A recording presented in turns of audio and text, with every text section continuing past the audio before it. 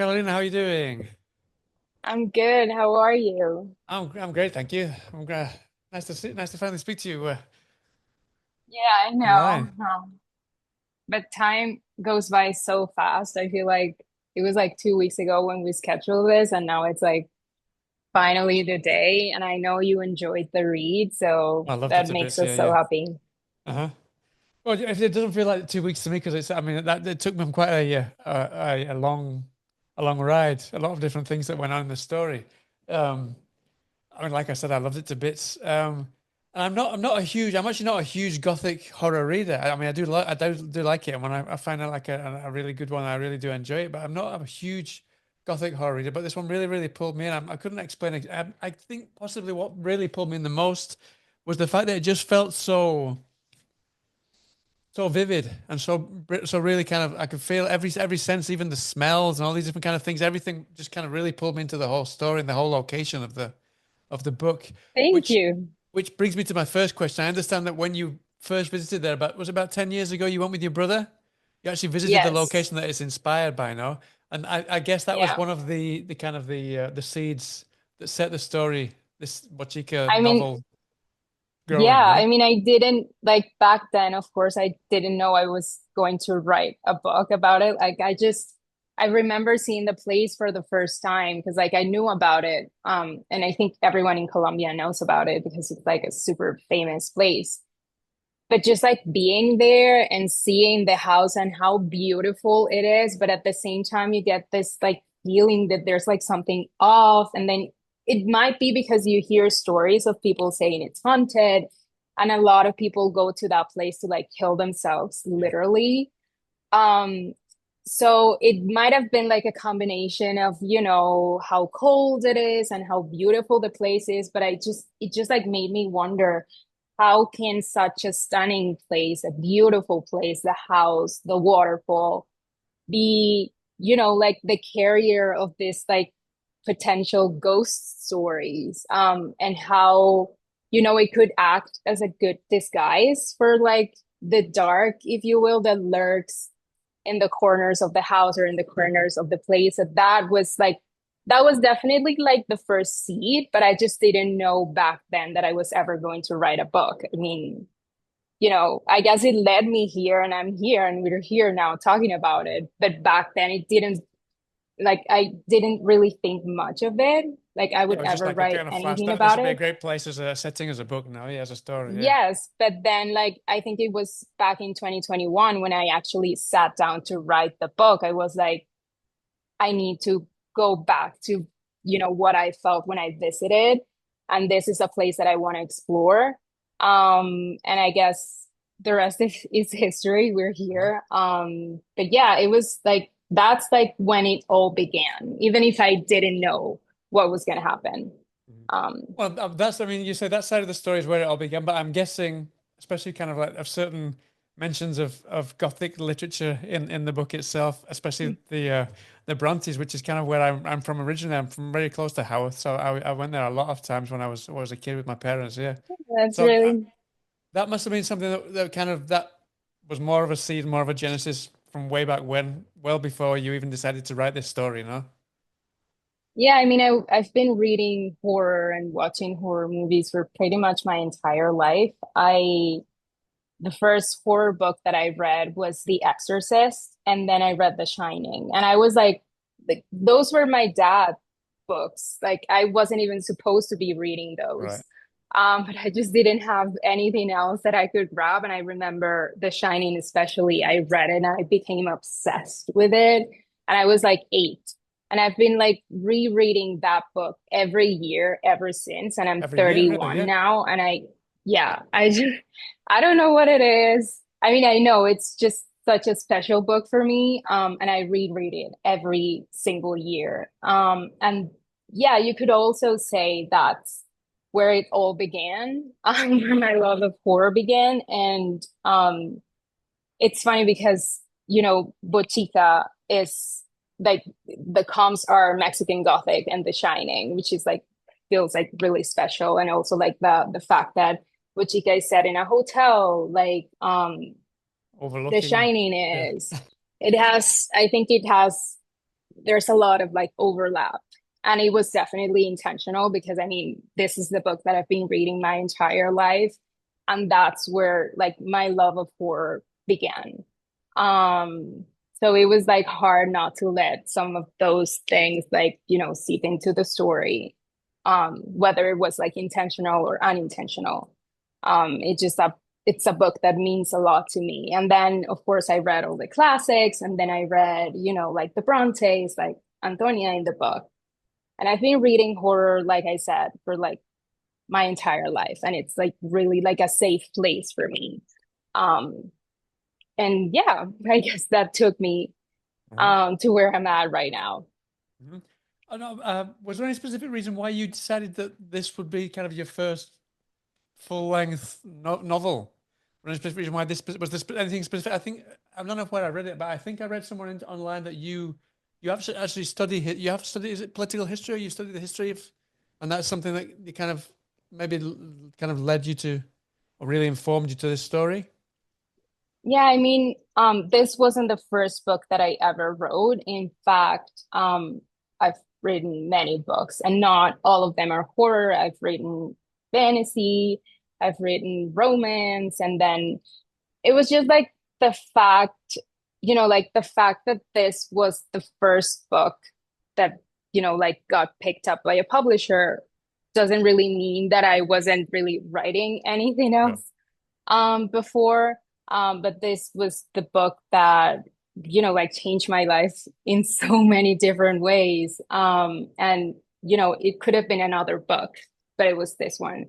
And, I wrote it in the middle of the pandemic. And I know that many, like debut authors or even, like more seasoned writers have been saying how the pandemic made them write books about like haunted houses because it was the place that we were, like we were in our houses most of the times. And at some point, I think, being in isolation and being alone or even with, like your family members or whatever became such a scary situation. Um, and I think the fact, like definitely writing this book during the pandemic also made me write a book about a haunted house. Maybe if the pandemic hadn't happened, or I would have written something different. But yeah, I think that was definitely something that made me want to write horror, Mhm. just to make myself feel better because we were all like going through pretty much a horror story Yeah. in the real world. So Hmm. yeah. And I've always been fascinated by history and like the darker side of history. So I knew I had, when I sat down and I told my agent I'm gonna write horror, and she was like, "Okay, fine. What direction do you want to go on?" And I was like, "Okay, I know I definitely want to set it in Colombia because I know we have a lot of like places that I could use, and I've always loved haunted house stories.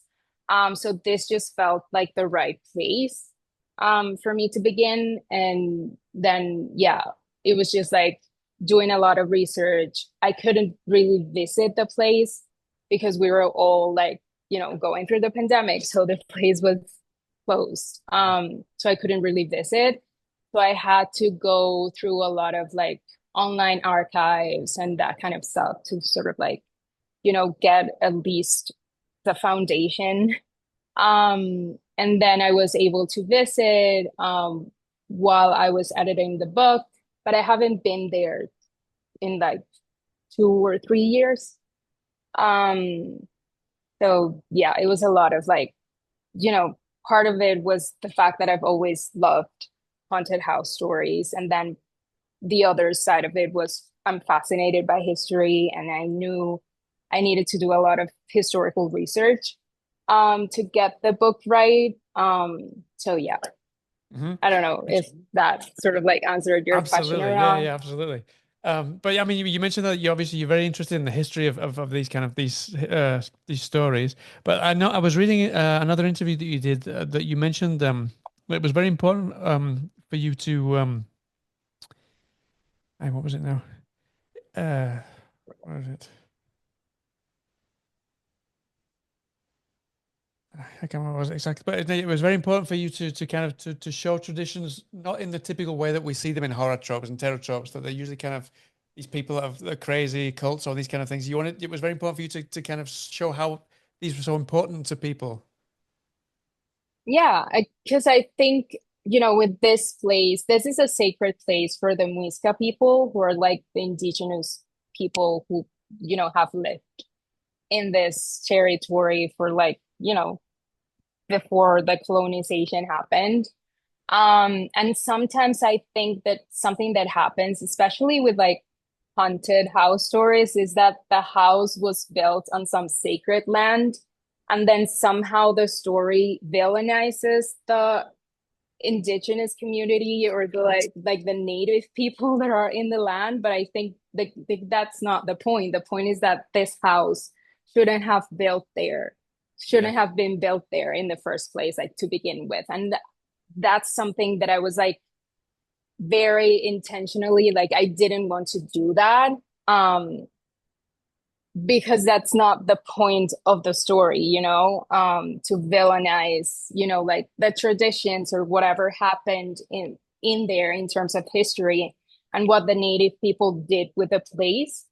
It was sort of more to like, start a conversation of, this women, they want power so desperately and they think they are protecting this place, but they are part of the issue as well. And maybe, these places should be left alone and no one needs to really take care of them, because you become like part of that issue. So that was like something that was like very important to me when I was, like even brainstorming the book and then like editing and through the whole, like process of, like making the book. That was like, I wanted people to know that as good as Antonia might be, and the cold and the intentions they had, they were also part of the issue, which I think is one of the reasons why the book ends the way it ends. I mean, I'm not sure if I'm allowed to say like any spoilers or any, or,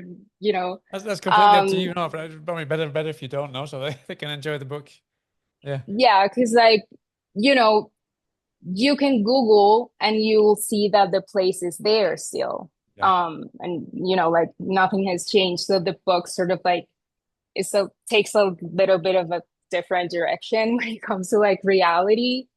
And I've had a lot of early readers question that. It's like, but why? And I'm like, because that's the point of the book, you know? So yeah, that that was sort of like what I wanted to, like not only just like put a spin on the classic tropes of like the Gothic, but also to show that sometimes these haunted places aren't really haunted because of what native people did on them, but because of us. Yeah. Um, You know, very much so. I mean, a lot of the story, it felt like a lot of these places. I mean, I think I can't remember the exact phrase, but there was a sentence in there where it talks about the places, like you said, the places aren't haunted. Actually, the people bring their kind of their demons and their ghosts with them. No, yeah, exactly.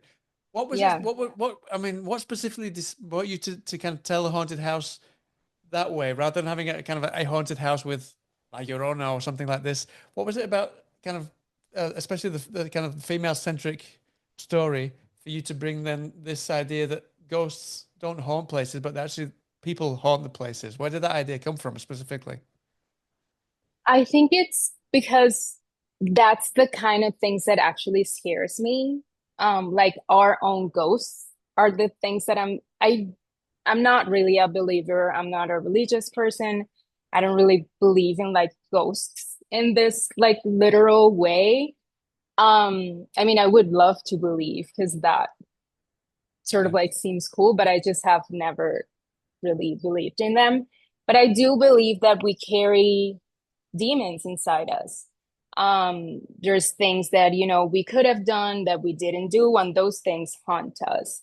I think there's a line in the book where Antonia says it's like the what ifs that haunt her. What if she had saved her mom? What if they hadn't moved to this place? yeah, What if, like, what if it's because of me that I'm going through a bad situation? What if I took a wrong turn? Like those things really scare me because those are things that you can really control. I mean, like once you make a choice, you made the choice and that's it. And you are left wondering, what if I had done this instead? Um, so, as much as there are like real, like paranormal things in the book, I also wanted to play with the idea that maybe it's all in our heads and maybe it's all, like our own problems and issues haunting us, Yeah. not like external ghosts. Uh-huh. That's just feels like very scary to me. No, it So wasn't. It yeah, worked that really well was because throughout the book, she's very self-doubting throughout the book. She's never certain why something's happened. Was it her fault, her father's fault, the mother's fault? That must have been. I mean, it works great because I love these stories that have got this and the kind of the narrator that you can never really trust, and because she can't even trust herself and what she's seeing, what she's experiencing. It creates a really good kind of narrative, but at the same time, that must have been so complicated for you to find that kind of that fine balance to know how much of her we can trust and how much of what's going on we can trust and kind of keep it kind of grounded, even though it's a supernatural story in a roundabout way. Yeah. Yeah, because I mean, I have to thank my editor and the team, because they really helped me like, like narrow down because the book was really long because there was a lot of internal monologue of Antonia like doubting herself. Um, so she really helped me like, like trim it down and like have the parts that really make sense for the story so that we never lose the mystery aspect of the story as well. Like to know when we could point like when Antonia could be like, oh, maybe it's my father, but then she would see something else and it's like, no, it's not my father. It's this person, or maybe it's me, because there comes a point where she blames herself and she thinks she put like the whole thing is happening because of her. So it was a lot of like we went through a lot of rounds of revision in order to make those things make sense. And also to have like her mother's journal entries make sense within the story as well, because that almost feels like a different, like, like a different POV, and it's happening Yeah. also in a different like timeline. So Yeah. we had to make like every puzzle piece fit perfectly together so that you could get this sort of like puzzle and big picture.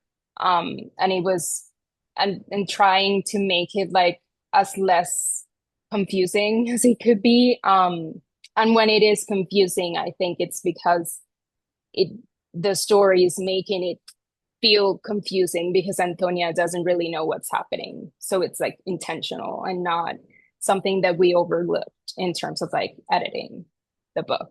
And maybe I'm reading between the lines as well, but I also felt that her self-doubting also was kind of born through how women are seen or were seen at that in that kind of specific time period. Was that something that you specifically kind of set out to not kind Yeah, of preach about it, but to kind of make it feel that had all this self-doubt because of everything, because of the situation, the political situation, especially for women, you know? yeah, yeah. And I mean, whenever women would have this crazy ideas, like, and I think it's something that makes sense within the Gothic genre. Like, women are always complaining that they are being tormented by something. And what do people tell them? Oh, she's crazy. Oh, she's Yeah. sick. Oh, yeah. So that was definitely intentional because there was a lot of like gaslighting. Like her father was always like dismissing her concerns. And even as a kid, not only like in like when the book takes place, her father is always dismissing her. And maybe it's because he wanted to protect her, but he was definitely like gaslighting her. And then with the nuns, like everything made her, like the fact that she didn't trust herself because she was having these nightmares and, like she was breathing. But it was also like the society and like all the pressure. Like she felt that she wasn't really doing the right thing a woman should be doing. And she didn't really want to follow those things. So there was a lot of like pressure coming from, like within herself. But also there was a lot of like external pressure. And that made things so much worse for her But it within just like the it story. was like all of the female characters because also the nuns as well. The main nun who they have like conversations and she's speaking to in the office and those kind of things. She was also kind of there's a certain amount of self-doubt there because she sees Antonia almost like a heretic, it says in the book. But at the same Yeah. time, it's like the best tutor that they've got working at the school. So at the same time, that kind of juxtaposed a little bit with Antonia's self-doubt as well, no? No, and I think, or I mean, what I wanted to do is like every female character in the book is not really good or bad. They are all navigating this system and this, like this society and what it does, what it still does with women. But of course, back then was like even worse. So that was something that was like very important for me to like understand that maybe they were all right in their way and they were all like good and bad and also like they were like in this gray area, even if they were, like acting as villains at certain points in the story and sort of like getting in the way of what Antonia wanted. So that was something that we also had to like work on and edit, because it's so like it's unfair for all of them, the way that women were treated. So they, like they have the right to do whatever they did to survive, if that makes sense. So yeah, that's something I really wanted to do. And that was something that was like very much intentional, that every female character was like not entirely like, if you asked me, I would be like, yes, the nuns are like the bad guys at certain points in the story. But like, if you look at them, like what else did they know? And what else could they do? Mhm. That's, like that's pretty much like you could, like have kids and marry a man and birth their kids or be a nun. Like that's all, at least in Colombia, that's all a woman could like hope for. Yeah. Um, Hmm. And then on the other side of the coin, I want to talk about one of the male characters. I think we're safe to say that Alejandro, can we call him a love interest in the story? Is that not yeah, spoiling it too although much? I don't want to give it away, but I'm there's kind of a relationship. There's a relationship of sorts going on there. What? How did you decide about creating this Alejandro, this reporter type character to kind of to go in hand with Antonio in this story? What was it specifically about his kind of personality and his traits that made it kind of work? This investigation story, if you will, that they kind of dive into in the story, well, I'm a journalist. right? So I knew that I didn't want to make Antonia a journalist, but I knew because she was so confused and she sort of like couldn't really trust herself and her dad wasn't really helping her, or she didn't, because her dad was telling her the truth at certain points but she just didn't want to believe it. So I knew she needed someone that she could like maybe trust or maybe like start to trust as the story goes on. And it just like came to me one day, like what would make the most sense and who could be someone who could get her information, like the information that she needed, because he knew a lot of things just because of his job as a journalist, and as a reporter. So it just felt like the right thing to do. I wouldn't really call him a love. I mean, I guess No, maybe he's a love interest, but the book ends and you sort of like don't really know yeah, what no. happened There's certainly a between kind of a them. feeling between them when they come across each other. Yeah, And it also like helps her like there's a point in the story when she's like there in the hotel and she's like watching him and I think he's getting undressed or whatever. And it's sort of like a way for her to be like, if I like this man, why can't I be with this man right now? If I want to kiss him, if I want sort of like for her to like fight the expectations that were set upon right. her as a woman and sort of like take what she wanted, this idea that she could take everything she wanted, even if it's like a man, and that's something that was like seen as a negative thing.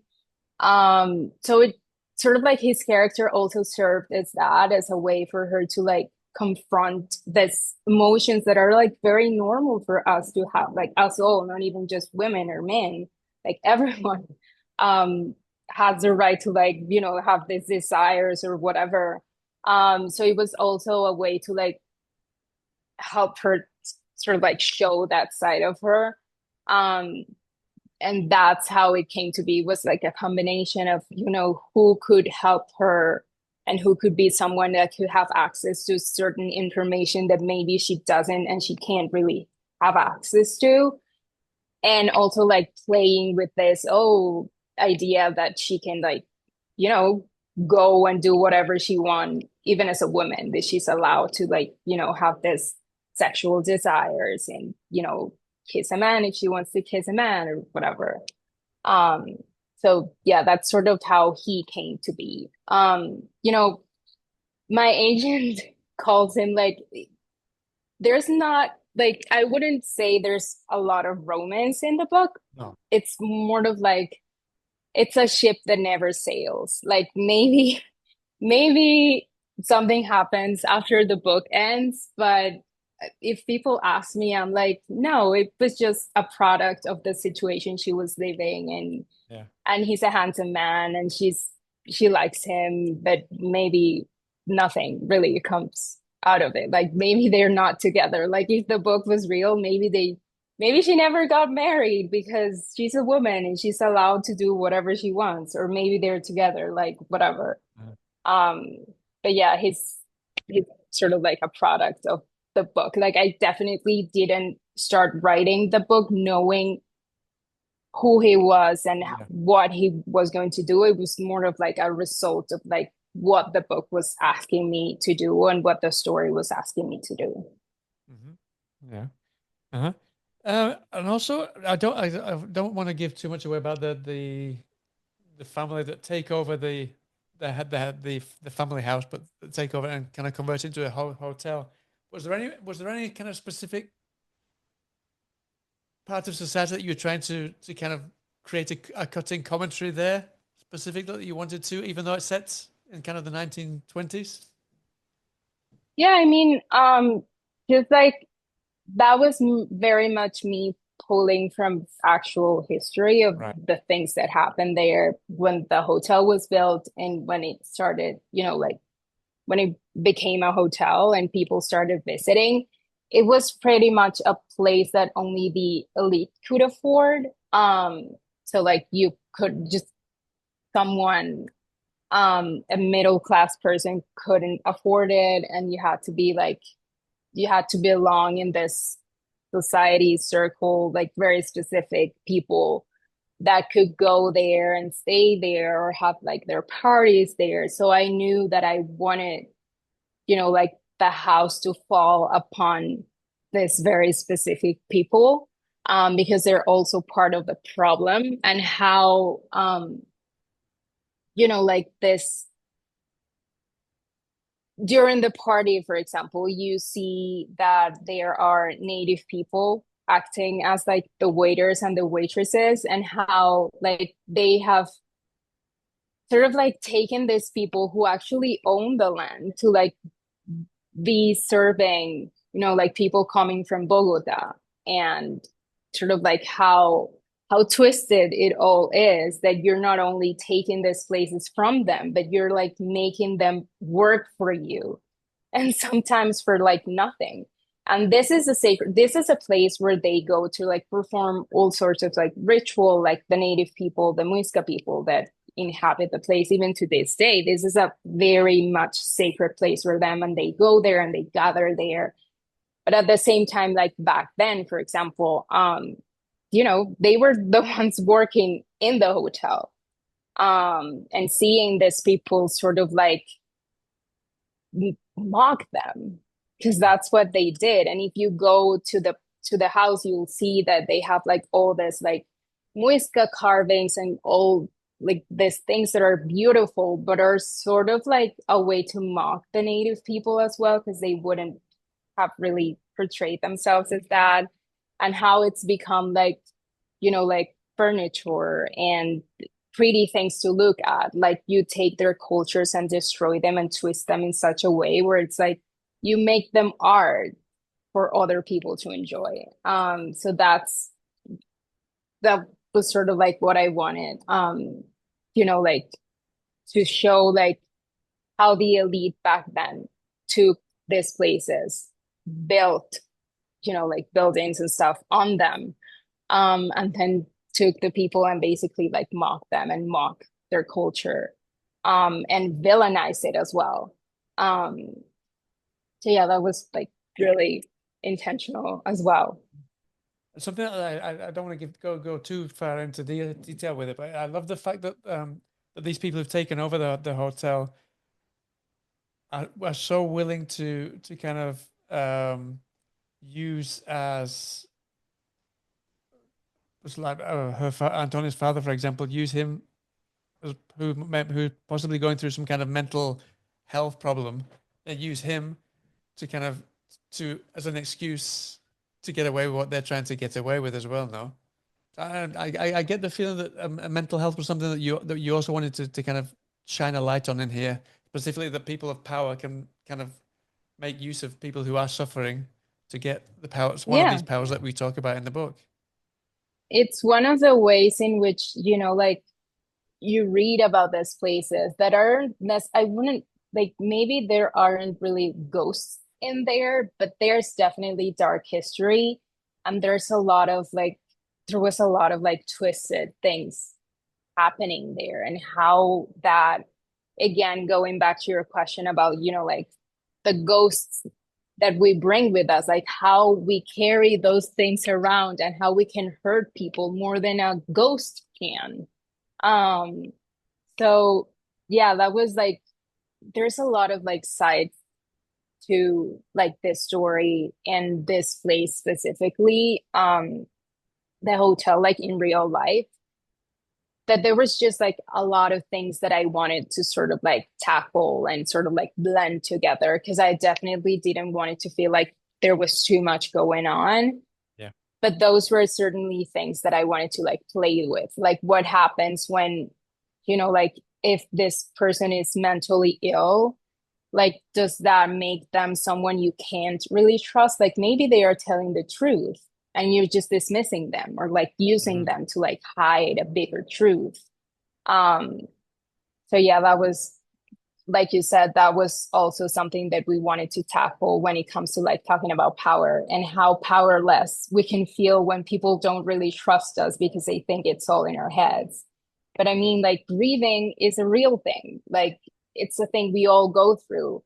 And, like losing someone, or, growing up in a house where everyone is like, oh, this is haunted, like that can really mess you up in a way. But does that mean that you can't really trust yourself, or that other people are like allowed to tell you that you're crazy and you're making these things up, when you're like going through all of these things and very much like feeling them? Like, so yeah, that's, like I said, those are things that really scare me.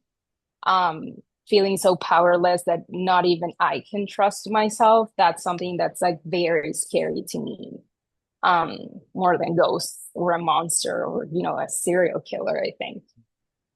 I'm quite curious about how you approach that side of things, because it's one thing is to kind of second guess everything that you do. I mean, I imagine that's something maybe that was a writer, that's something that kind of you find yourself second guessing a lot of Yeah. things.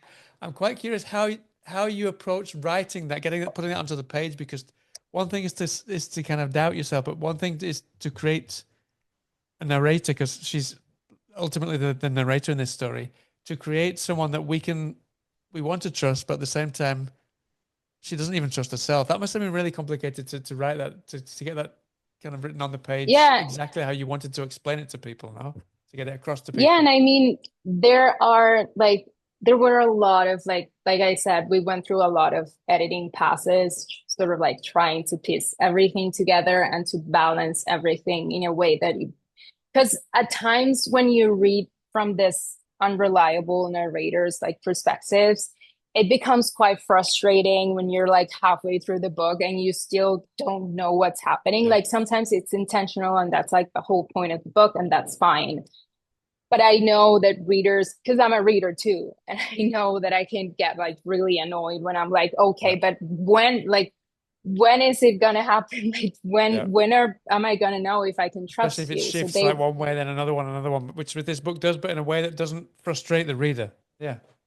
yeah, and I think you know, it was definitely like, giving this people like, because it wasn't only me reading the book, it was like my editor and her assistant and my agent as well. So it was sort of like getting, because I knew what was going to happen and I knew what Antonia wanted to sort of like do and where the story would go. So I sort of like, I'm like, there comes a point where you as a writer, like stop seeing the issues or the potential like flaws that it has, Yeah. but it could very well be frustrating for someone else. So like having those external eyes and from writers that I personally trust that read early drafts of the book and told me, okay, we need to like move this up a little bit because like it's, like we're halfway through the book and Antonia's still doubting herself. Like there has to be a point where she's like, okay, this is my plan. Yeah. And I think I figure things out, even though she doesn't really like figure things out on up until like the end. There comes a point in the story where there's like definitely a shift. And she's like, okay, this is my plan, this is what I'm gonna do, and she goes for it.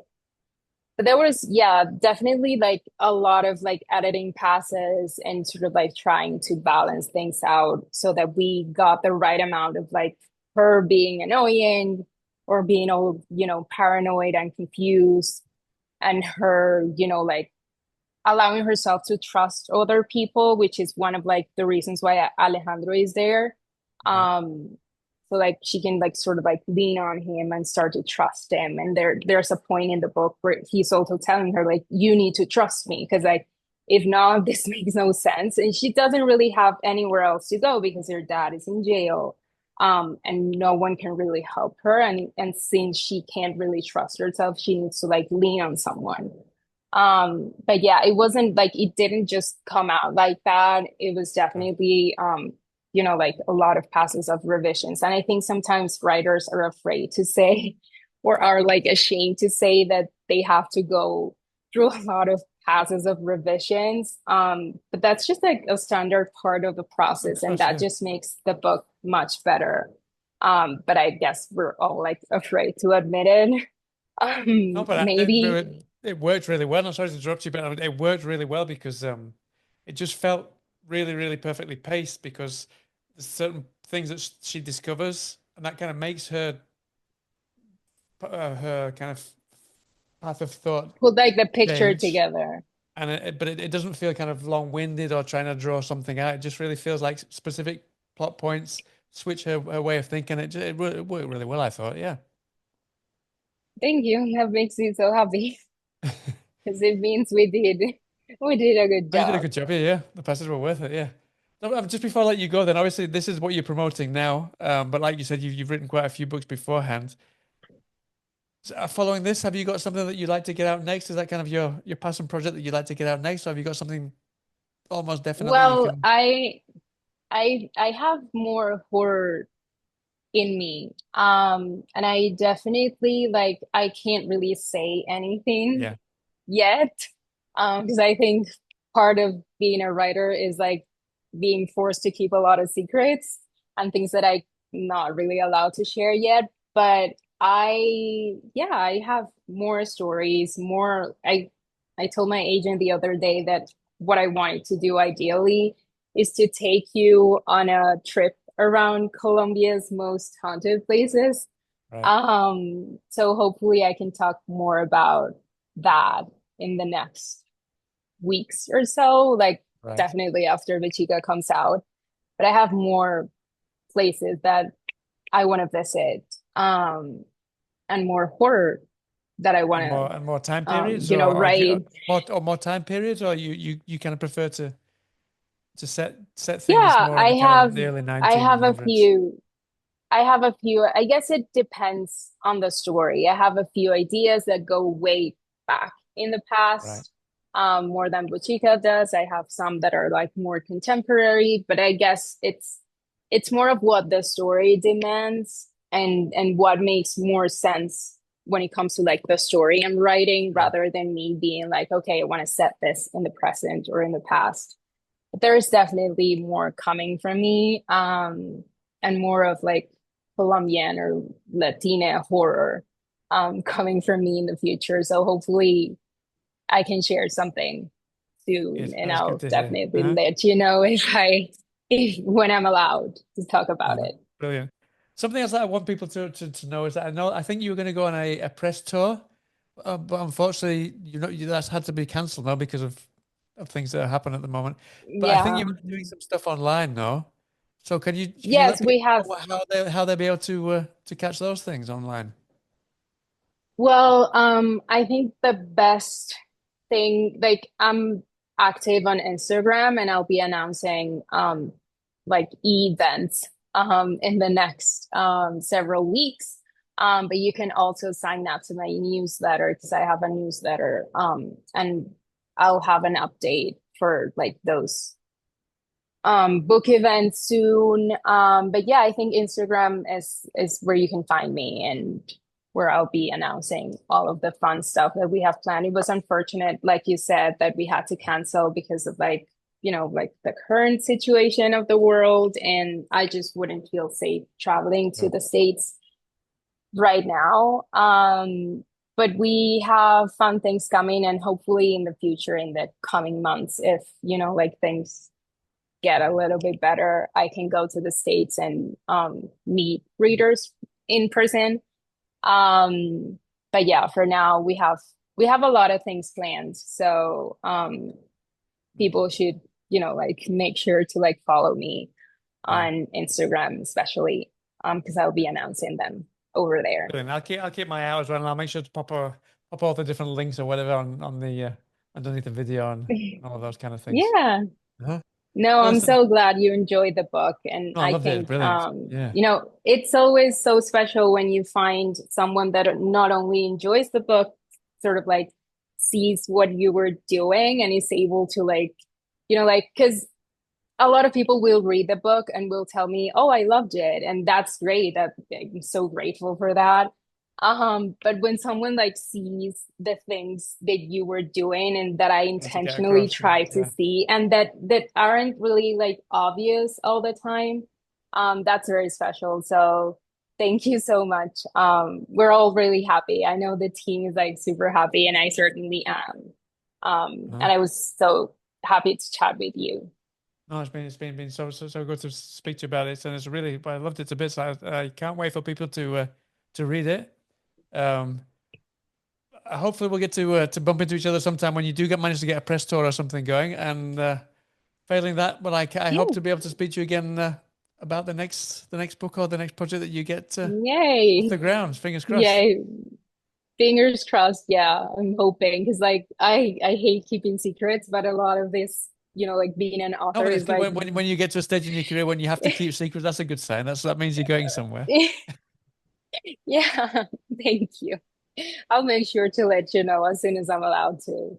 Brilliant. Um, Well, listen, thank you so much for your time, Caroline. I wish you the best of luck with the release, no, thank you.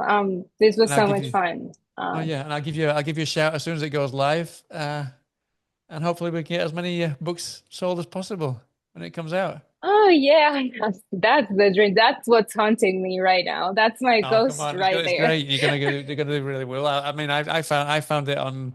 I think it was through Goodreads that I found out about the book, and lots of people are finding out about it. I think I posted there's a Facebook group, I can't remember what it's called now, with thousands of people on there, and I managed to convince a few people to pre-order it on there. So yeah, there's a few Oh, there. thank Yeah, you. yeah. That means so much to me. Thank you so much for your support, and we'll keep Oh, chatting. it's my pleasure. Yeah, I'll keep in touch. Yep, don't be a stranger. All Yeah. right, thank you so much. Really nice to meet you. All right, take care, Thank Carolina. Have a good you. day. Nice to meet you. Bye. Take care. Bye now.